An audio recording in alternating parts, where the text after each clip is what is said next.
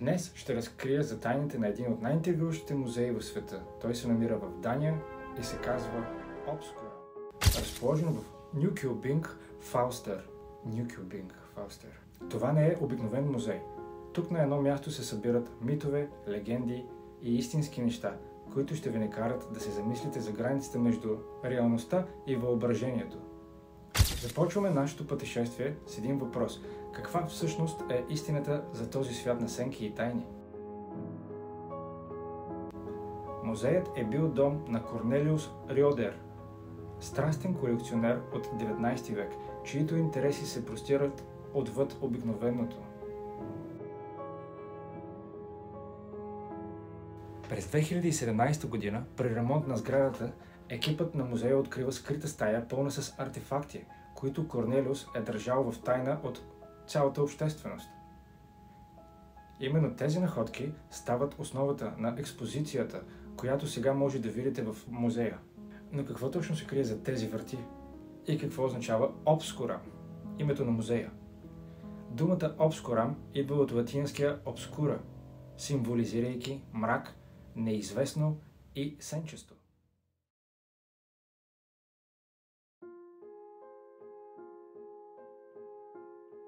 В колекцията на Корнелиус ние можем да видим същества, които са излезнали от страницата на фантазиите, от вампирски скелети до феи, върколаци, платипуси и други. Тук има нещо за всеки любител на необикновеното, но колко от тези експонати са реални всъщност и колко са плод на нашето въображение или на въображението на Корнелиус.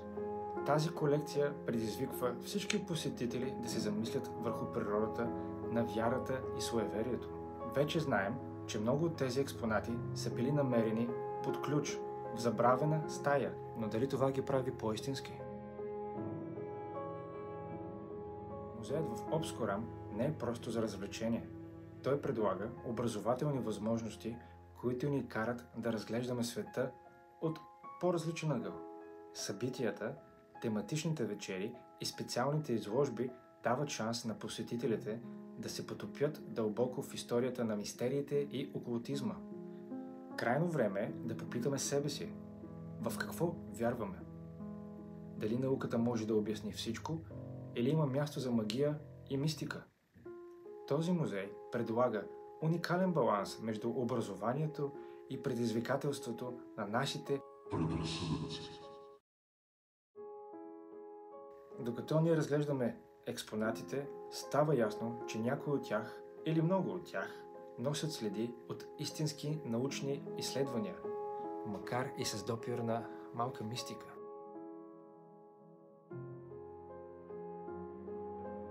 Например, платипусът, макар и странен, е реално животно, което дълго време се смяташе или се е смятало за митично.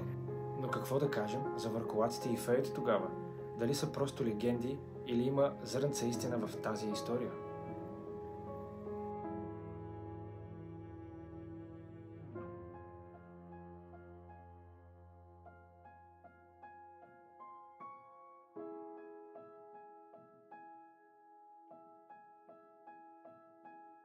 Науката е наистина напреднала, но има и редки случаи, където границите между мит и реалност е изключително тънка.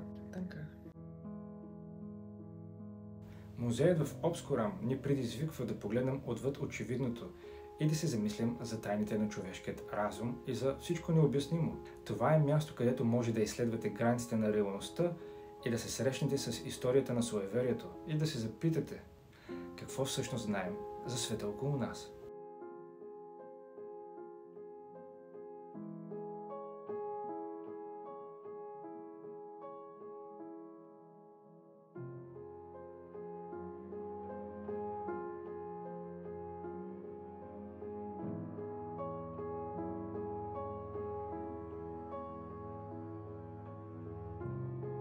Ако някога все пак се озовете в Нюкюбинг, Фалстер, в Дания, не пропускайте да посетите този музей. Място, където миналото среща настоящето в най-неочаквани форми.